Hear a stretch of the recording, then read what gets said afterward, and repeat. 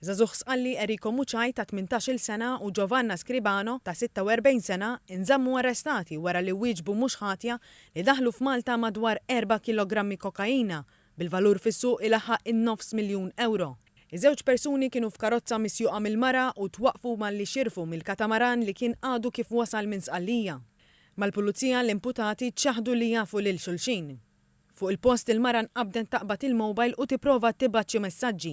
Il-Pulizija Maltin ikkonfiskawula u sabula messaġġi li kien fihom istruzzjonijiet dwar il-parkeġġ tal-karozza u dwar xi flus.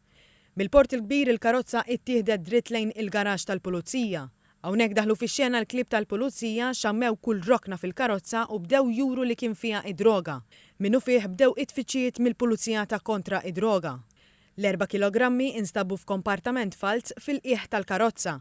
Il-Pulizija sabu wkoll 1000 euro fi flus kontanti. Fi ftit sigħat Muċaj u Scribano tresqu il-qorti u ġew mixlija b'atta akkużi fosthom traffikar. L-avukati difensuri Charles Merċieqa u Michela Giglio ma talbux għal ħelsien mill-arrest minħabba li l-mara u żagħżugħ li joqogħdu Ragusa m'għandhomx indirizz fiss f'Malta.